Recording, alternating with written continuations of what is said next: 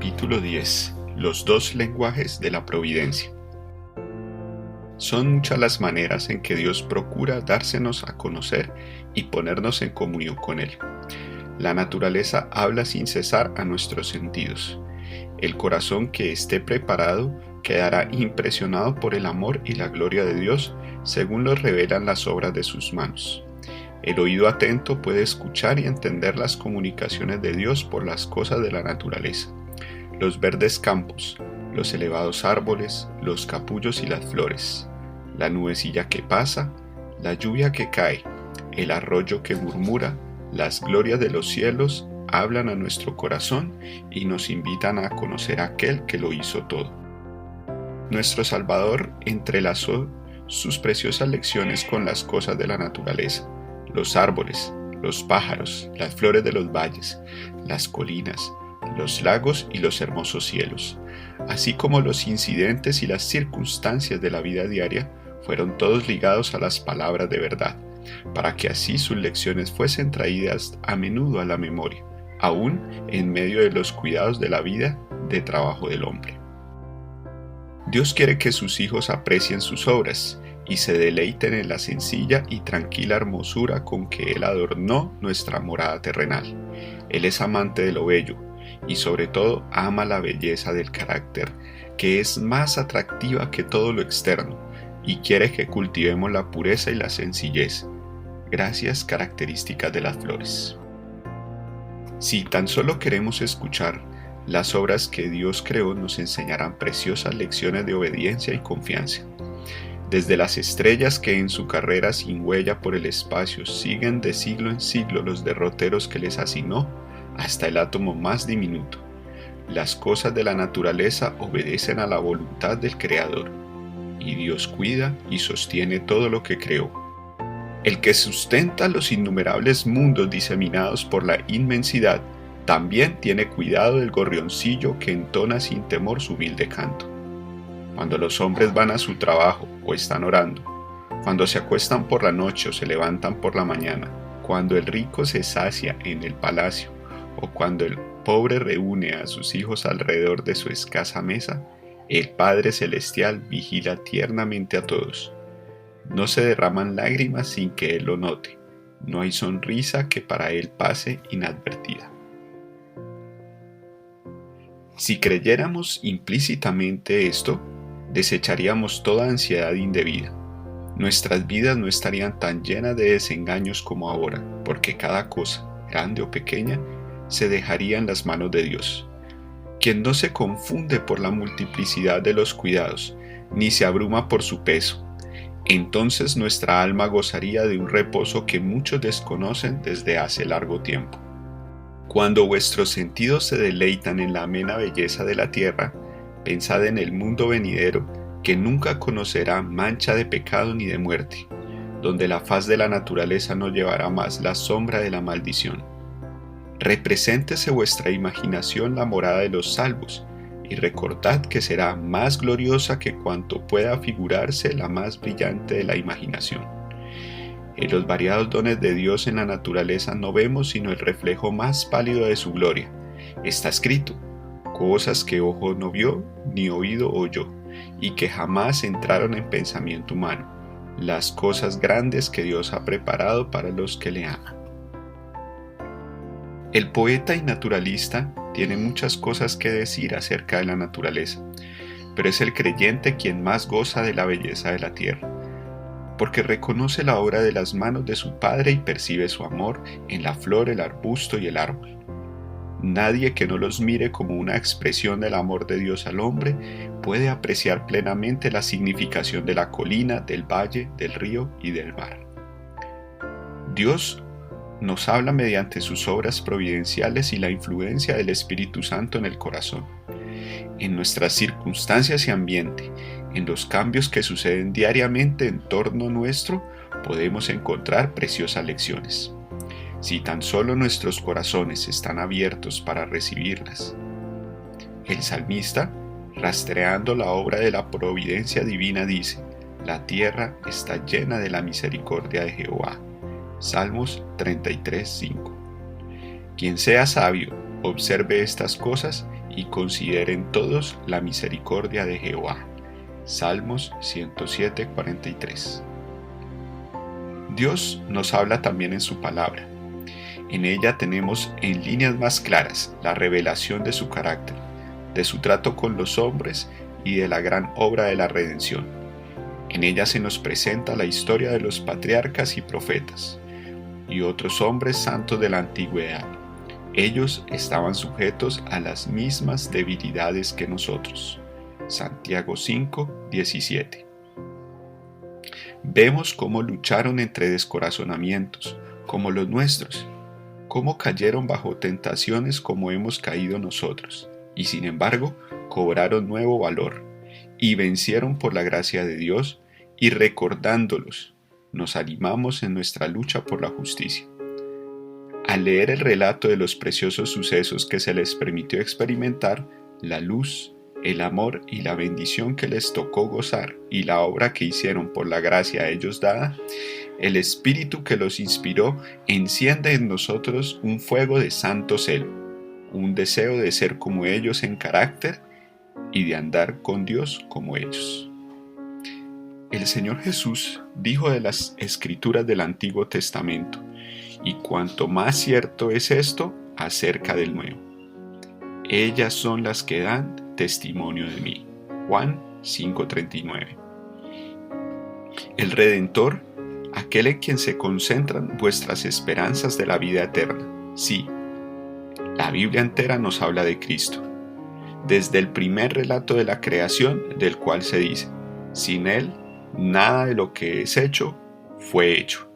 Juan 1:3. Hasta la última promesa, he aquí yo vengo presto. Apocalipsis 22:12. Leemos acerca de sus obras y escuchamos su voz. Si deseáis conocer al Salvador, estudiad las Santas Escrituras. Llenad vuestro corazón con las palabras de Dios. Son el agua viva que apaga vuestra sed. Son el pan vivo que descendió del cielo.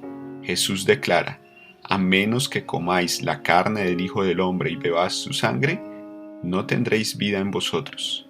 Y al explicarse dice, las palabras que yo os he hablado, espíritu y vida son.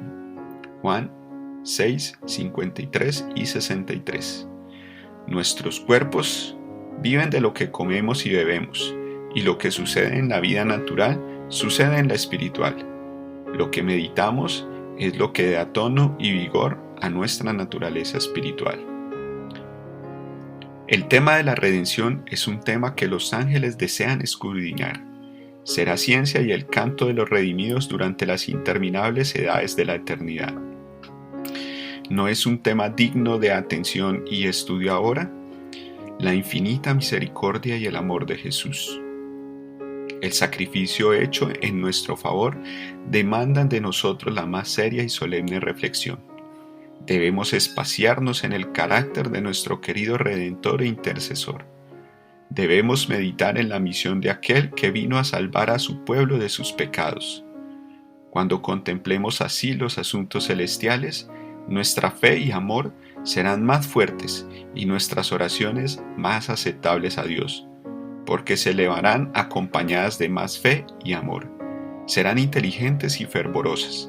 Habrá una confianza constante en Jesús y una experiencia viva y diaria en su poder de salvar completamente a todos los que van a Dios por medio de Él. Mientras meditamos en la perfección del Salvador, desearemos ser enteramente transformados y renovados conforme a la imagen de su pureza. Nuestra alma tendrá hambre y sed de llegar a ser como aquel a quien adoramos. Cuanto más nos concentremos nuestros pensamientos en Cristo, más hablaremos de Él a otros y mejor le representaremos ante el mundo. La Biblia no fue solamente escrita para el hombre erudito, al contrario, fue destinada a la gente común. Las grandes verdades necesarias para la salvación están presentadas con tanta claridad como la luz del mediodía, y nadie equivocará o perderá el camino, salvo los que sigan su juicio privado en vez de la voluntad divina tan claramente revelada. No debemos conformarnos con el testimonio de hombre alguno en cuanto a lo que enseñan las Santas Escrituras, sino que debemos estudiar las palabras de Dios por nosotros mismos. Si dejamos que otros piensen por nosotros, nuestra energía quedará mutilada y limitadas nuestras aptitudes. Las nobles facultades del alma pueden reducirse tanto por no ejercitarse en temas dignos de su concentración, que llegan a ser incapaces de penetrar la profunda significación de la palabra de Dios. La inteligencia se desarrolla si se emplea en investigar la relación de los asuntos de la Biblia, comparado escritura con escritura y lo espiritual con lo espiritual.